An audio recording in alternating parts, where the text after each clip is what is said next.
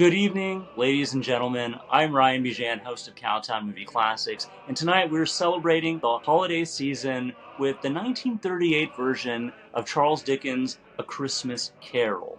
Now, joining me tonight is a very prolific actor of stage and screen. You've seen his work in Tarot, The First Omen, and now playing on Paramount Plus, Apartment 7A, which is the prequel to Roman Polanski's Rosemary's Baby. So let's give a warm welcome to Mr. James Swanton. How are you doing tonight, I'm James? doing very well indeed, Ryan. Lovely to be here. Thank you. What is your connection to A Christmas Carol? Gosh, my connection to A Christmas Carol goes back some way, actually. Long before I was able to turn professional. My first brush was when I was 14 years old. I played Ebenezer Scrooge in a full cast production at school, a full cast version of A Christmas Carol. And I think that was one of the early things that really persuaded me I did want to go into acting professionally one day. So over the years since I've reacquainting myself with Dickens in general an awful lot. Doing shows like Sykes and Nancy, which was adapted from Dickens's own performance reading of Oliver Twist, all of the gruesome, murderous, nasty bits of Oliver Twist. I've done a two-person version of A Christmas Carol called Scrooge and Marley, which was Jacob Marley and Ebenezer Scrooge metamorphosing into all the characters and telling the story between them. And since 2017, I've been doing Charles Dickens Christmas books at the Charles Dickens Museum in London. So that's A Christmas Carol and the four follow-ups. And I'll be doing that again this December. Just 3 of them this year. Not all 5, but A Christmas Carol will, of course, be the crown jewel, as it is every year. By 1938, there had already been maybe a dozen adaptations of the story, either as silent films, as a short film. There was a talking version from the UK in 1935 previously, but this was really the first kind of big budget Hollywood reimagining of the story. Yes, it absolutely was. And I think one of the interesting things about this 1938 version of A Christmas Carol is you can tell watching it that they looked at the 1935 version and decided to define their production against it. So it's very interesting that that 1935 version I really, really enjoy. But it's extremely British. It does feel very Victorian in the fashion of the Todd Slaughter films that were also coming out in the 1930s in the UK. And it's very, very spooky. It feels almost like a forgotten horror film of the period. And I think MGM looked at this strange, quaint, creaky, pokey British production and thought, we are going to go as hard as possible in the opposite direction. So interestingly, both versions open with Hark the Herald Angels Sing over the opening credits.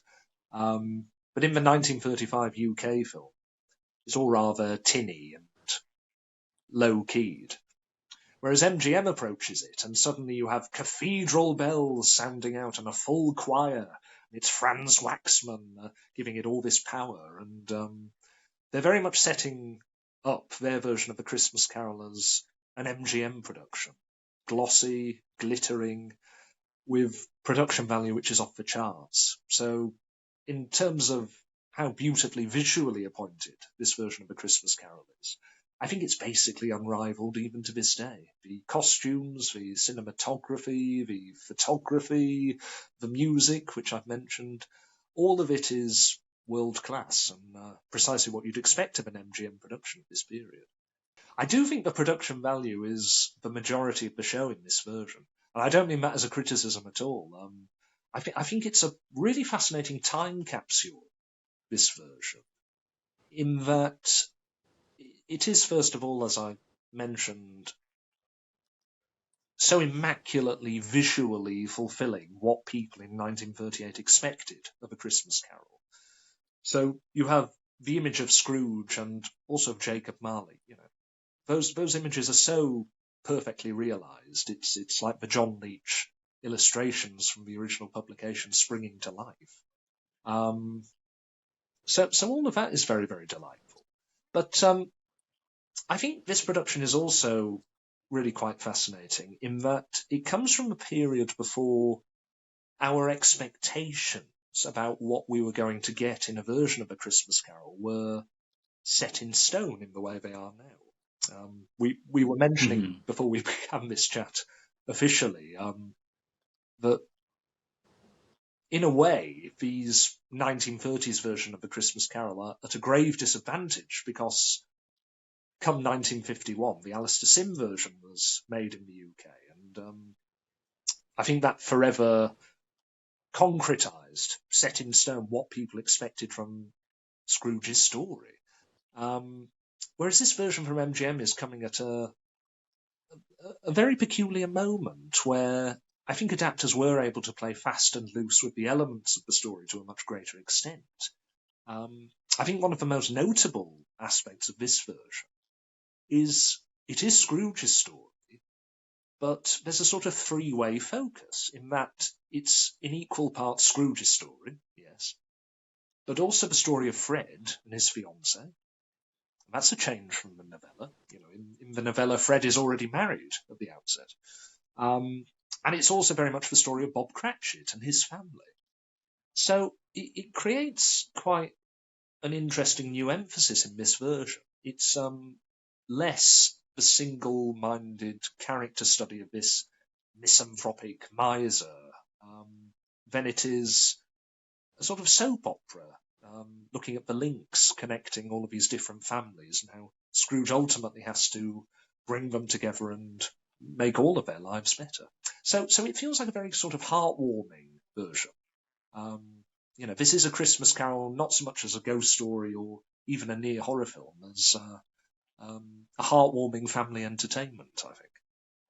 If you're in the audience, please stick around after the film so you can hear the rest of our conversation. From 1938, directed by Edwin L. Marin, starring Reginald Owen as Ebenezer Scrooge, A Christmas Carol. You look at the Universal horror films of the period, movies like Bride of Frankenstein, with these gorgeous sets, and, it's a mixture of humor and gothic imagery. And I think that's why I like this version so much, because it feels like it's very much of that era, of the mid to late 1930s. Yeah, I think you're absolutely right in that. And, I have to be honest and say that, well, this version of A Christmas Carol, I never have it in mind as one of my favourites. But coming from the UK as I do, it's almost a lost film over here. It's never shown on television, and I don't think it's even had an official DVD release in the UK. So, I think that's played a large part in my underrating it and underestimating it over the years. It was really only when streaming came around that I was able to see it for a first time. And like you, Ryan, I remember being charmed by how this film unfolds because, like you, I am very partial to the Hollywood films of the 1930s, and particularly those with a slight gothic strand to them. This is a version that de-emphasises the gothic elements, I think, but it does interestingly sort of play up the magic of the story. It's still very much a fantasy, and it is worth saying, of course, that this came the year before MGM created, possibly the greatest Christmas fantasy film of all time, The Wizard of Oz. So I do almost like to think of this as building up to that. But I think it would have been strange if MGM had leaned into the horror potential in A Christmas Carol more than they did. MGM had always had a very checkered relationship with the genre, as I'm sure you know. Most of the horror films they made in the 1930s were troubled productions. Freaks, most famously, was a critical and commercial flop. And then they did things like The Mask of Fu Manchu, which, even in its day, trying to look at it through the eyes of a 1932 audience, is so racist and so sort of vile a film. And things like Mad Love as well, which is a rather exquisite film, but good Lord, it's intense stuff even today. It must have had them, in a state of absolute shock in 1935. So MGM never had a good relationship with presenting the Gothic anyway. They could do it, as we see in things like Mark of the Vampire, which I think stands shoulder to shoulder with Bride of Frankenstein. It's one of the most beautiful looking Gothic films ever made. And we do get flashes of that in this version of A Christmas Carol. I'm always very struck by the entrance of the Ghost of Christmas Yet to Come in this film, which is a moment where MGM seems to go for broke with the Gothic element, in that it takes place in this strange, purgatorial, windswept moorland, all these straggly trees and harsh cliff faces, and it just emerges from the fog. I say purgatory because I don't think we're in the graveyard at that point. We're in some sort of strange, liminal netherworld, which is entirely appropriate for this ghost's entrance. But yeah, apart from that, it does seem to be a film that shies away from more obvious horror elements. I think we get a very good illustration of this with how they approach the ghost of Jacob Marley. Leo G. Carroll's approach to the character is, again, I think a really interesting time capsule in that he's not particularly concerned with being frightening. He's not especially concerned with being overtly anguished or pained. He's doing this thing that I think a lot of the actors of the past did when they were playing a ghost, where he really plays up being dead. He wants to be convincingly and authentically dead. So he gives a very sort of comatose, almost monotone performance. And you can't believe he's a dead man. And yeah, it has to be said as well, Jacob Marley doesn't have to just be terrifying. I like a terrifying Marley, but he's also a funny ghost. He's very much Dickens doing a strange sort of parody of the ghost of Hamlet's father. And yeah, this MGM version really leans into the comedy aspect, and even breaks up the meeting of Marley and Scrooge by having Scrooge lean out the window and summon the watch to get this intruder out of his room. And then there's some comic business with the members of the watch accusing him of having had too much to drink. And as people who've seen this film will know, characters are drinking in basically every scene of this version of A Christmas Carol. But yeah, I mean, all of the ghosts are rather, the potential spookiness of the ghosts is downplayed a bit in this version. Christmas Yet to Come, he looks visually perfect, but unlike, for example, The Ghost of Christmas Yet to Come in the Alistair Sim version or the George C. Scott version, he does sort of plod around a bit. He's more like a monk than a genuine spirit. Actually, The Ghost of Christmas Past is very interesting in this version because I think it might be the earliest example, or certainly the earliest significant example, of the Ghost of Christmas Past being converted into a sort of Christmas angel. Because in Dickens's novella, the Ghost of Christmas Past is really surreal and quite disturbing in terms of how he's presented. And it does seem to be a he in Dickens's novella. But it's a sort of light-emitting phantom who seems to take on various different faces, and at one point it will have 20 legs, and then it will have no legs, and it sort of flickers and fluctuates like a candle flame. Really difficult to film, and if you do try and translate it to film, very spooky.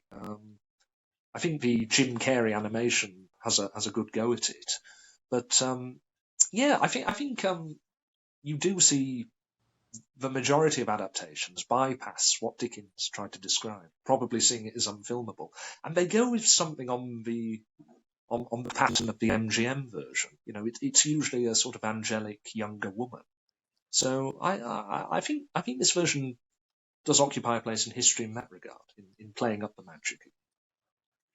Certainly. Well, it's interesting you bring that up because I feel like I have seen illustrations. I don't know if they were for Dickens' first edition, but you see Scrooge in bed, and then you see this sort of angelic little girl with a crown talking with him. And I don't know if that was an inspiration for this iteration, or perhaps not. I don't know. Well, it's very hard to say because there are so many competing versions, and how much of it is direct influence, how much of it is coincidence, how much of it is gathering its energies from, things that were popular elsewhere at the time. I think the Mr. Magoo version, which is another version which you never see in the UK because we don't really know about Mr. Magoo as a character, is another version that has a sort of angelic younger girl as the Ghost of Christmas Past. And of course, the Muppet Hmm. version does it as well. So, yeah, interesting. Certainly. Well, we can't talk about this version without mentioning the performance of Reginald Owen. I think he does quite a good job. I think he's quite funny in the role, and I do believe his character arc in the story. But it's interesting if you watch the original trailer. I don't know if you got a chance to see this. Yes, yeah. If you look at the original trailer, it's narrated by Lionel Mm. Barrymore. And when you think of a certain Scrooge type, like an archetype of who Ebenezer Scrooge would have been, Lionel Barrymore would have been perfect. So Oh, why wasn't he Scrooge in this version? oh, it's a long and complicated story, really.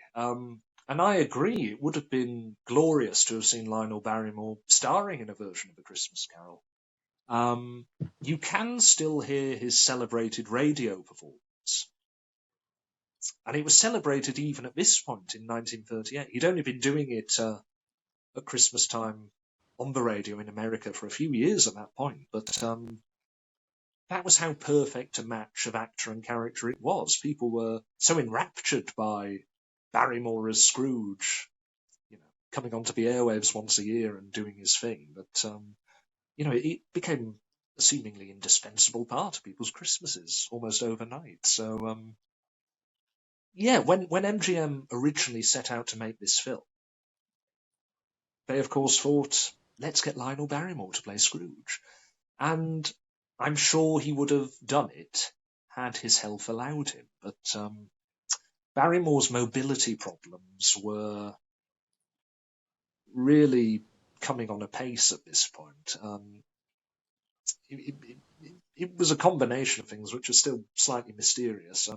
He had broken his hip, I believe, twice, two separate incidents. Um, he may have had arthritis, although Barrymore did go on the record at times saying he'd never had arthritis in his life. But you know, whatever the result, he wasn't physically capable of playing Scrooge on screen. Fine on radio, of course, but once you're called upon to be visually present, it does become clear that Scrooge, bizarrely, given we think of Scrooge as being a slightly doddering old man, it's a bit like King Lear. You can't be too old in order to play it. You can't be too elderly or too infirm because of what Scrooge is called upon to do. He's travelling through time. He's being teleported across London. He's flying over the houses. It's an incredibly physically rigorous part.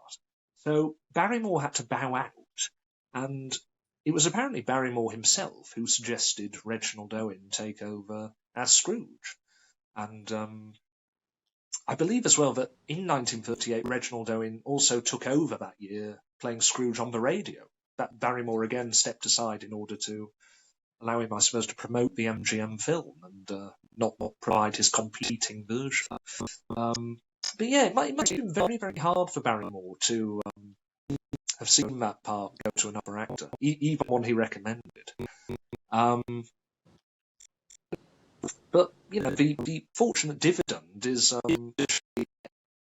we did eventually get Barrymore on screen, giving, I think, one of the most perfect Scrooges, although not Scrooge by name, in It's a Wonderful Life, where he plays Mr. Potter. I do think, had he previously played Scrooge, he may have been passed over to play Mr. Potter in It's a Wonderful Life, because it would have been considered too similar. But yeah, we can look at his Mr. Potter in It's a Wonderful Life and assess what a Lionel Barrymore Scrooge would have been like. And I do recommend listening to his surviving radio performances. They're quite brilliant, and you can certainly understand why he had such a hold on people.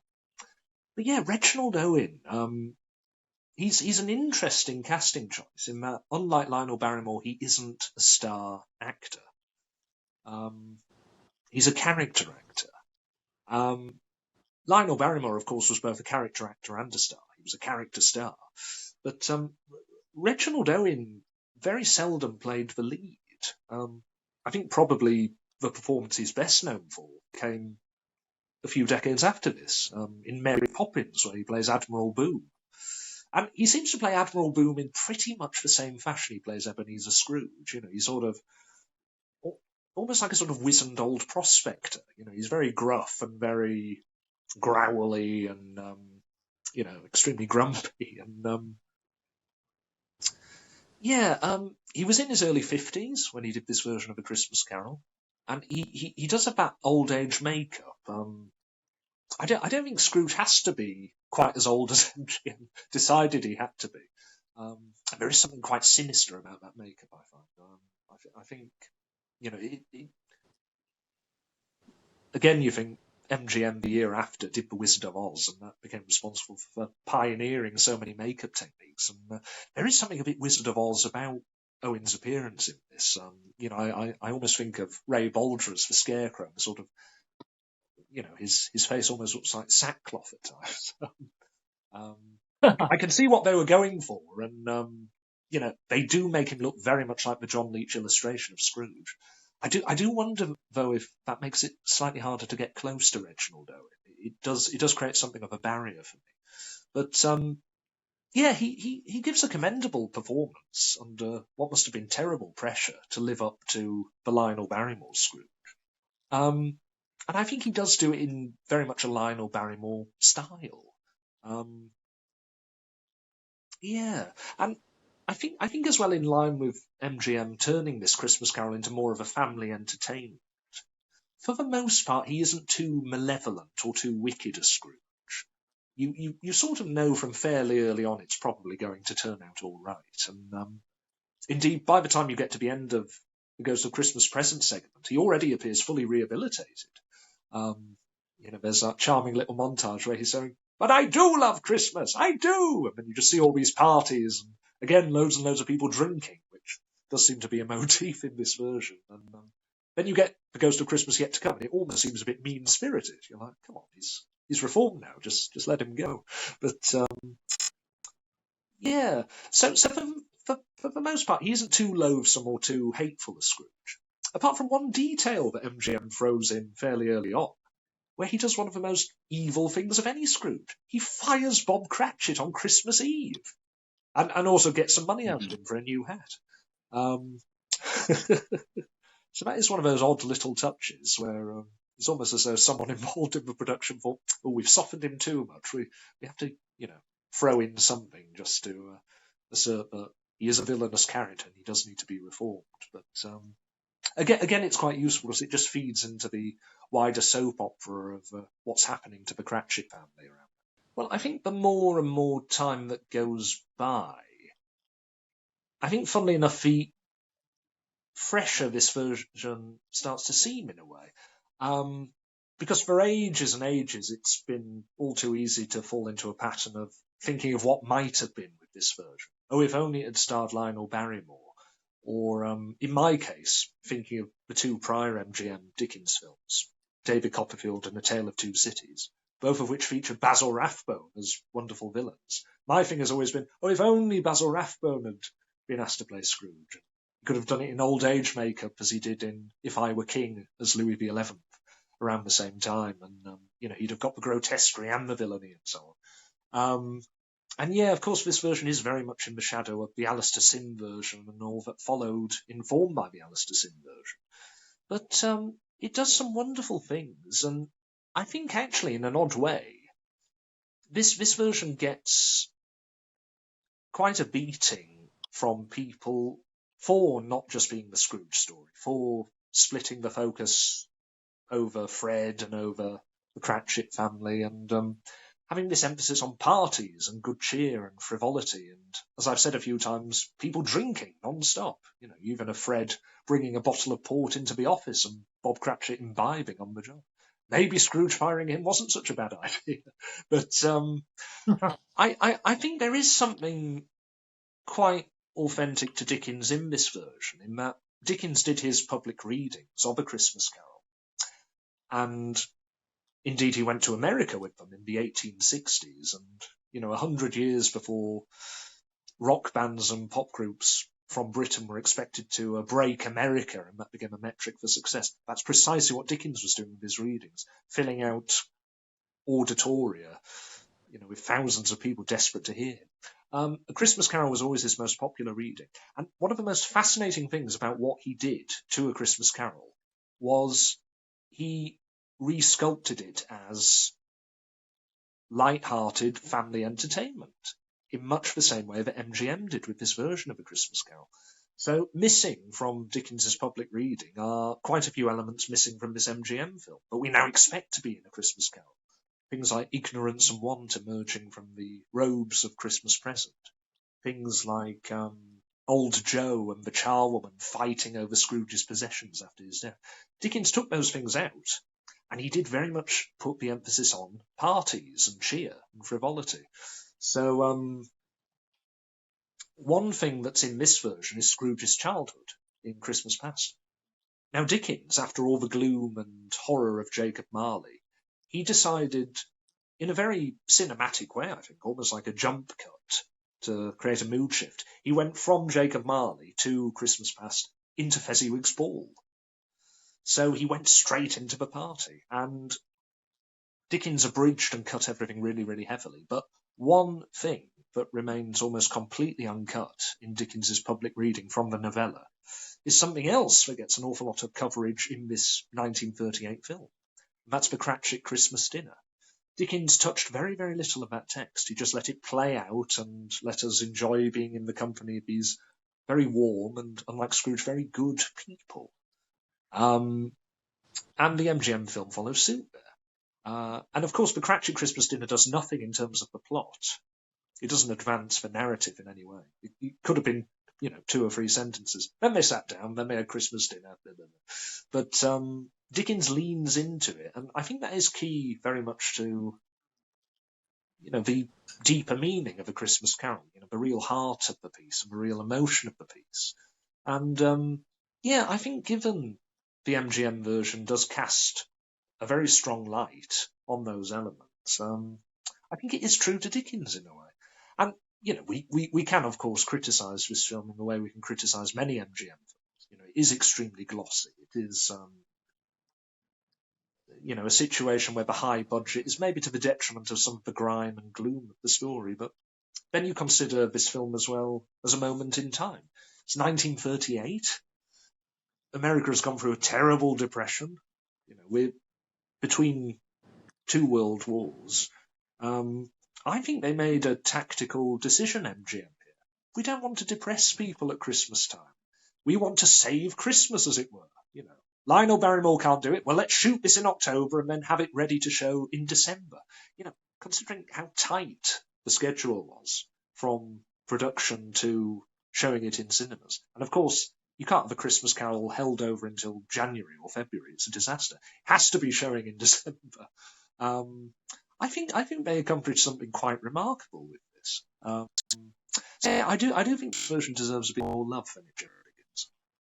Now, I'm curious. There is a long-running series in the UK for the BBC, Ghost Stories for Christmas. And is there a tradition in the United Kingdom, kind of going back even before Dickens, of sharing spooky tales around the campfire around the holiday season? Yes, yeah. I'm certain there must be. It's even in Dickens's first novel, The Pickwick Papers, which predates A Christmas Carol by quite a number of years. There's a bravura Christmas sequence there in Dingley Dell, and they all sit round the fire and they do relate ghost stories. So it's a thriving tradition of which Dickens is only one strand. And Dickens with his ghosts, and we see this in the MGM film most of the time, with a few exceptions. And I think the big exception is probably the signalman. He didn't want his ghosts just to be purely terrifying. They can be very scary, but they're also zany and fantastical and almost like fairies or sprites. And the MGM film follows suit in this regard. It's more like a fairy tale in a way than a ghost story. But it's an equally valid approach to Dickens's ghosts. And opposing that tradition, you have the M.R. James spooks and spectres from his candlelit readings at King's College, Cambridge. And they are just straight down the line, pulverizingly terrifying. So, it's a very broad church, but Dickens's ghosts, certainly in his Christmas stories, they usually have a moral lesson to impart, a very human lesson about how to better yourself as a human being. And Christmas is a very good Yes, time sir. to assess that. Well, that's what I like about the Christmas ghost story is there is more of a morality play element. Hopefully you learn your lesson and you become a better human being through your supernatural terrors. Yes, yeah, yeah. And I'm sure we all know people, famous or otherwise, who would greatly benefit from a visit by three ghosts. Well, James, I know you have a very busy December. Is there anything else you're working on right now you want the audience to know about? Well, I don't really know. I am involved in many, many Christmas ghost stories at the moment. Either stuff I filmed a while ago, or in the case of Charles Dickens, stuff I'm currently performing on stage. So I am doing an enormous amount of performances of Dickens's Christmas ghost stories. Christmas Carol, The Chimes and The Haunted Man at the Charles Dickens Museum in London. So that's ongoing and very of the present moment for me. The BBC Christmas ghost stories, I believe, are more available in America than they have been. I think they are showing on TV. I don't know if it's PBS or somewhere, but I think they are going wider than just BritBox. So you can see me in lot number 249 as a mummy. And actually, one of the films I'm proudest of is a film called To Fire You Come at Last. It was partly done as a tribute to supernatural telly plays of the 1970s, which, of course, heavily involve those ghost stories for Christmas. That is coming to Shudder from December the 1st as part of a new strand called The Haunted Season. It's becoming the maiden film. So I do recommend people review that if they want a Christmas ghost story that's rather darker than Charles Dickens. It's a story about four men carrying a coffin down a corpse road in a bygone century. It's all in black and white, and peril ensues in expected fashion. So loads and Well, loads of you've Christmas sold me stories. already. I know I'm looking forward to it. Yes, it's great. It's fantastic. It's one of my favourites of the films I've done. Well, James, it's certainly been a pleasure getting to chat with you. Once again, thank you so much for your time.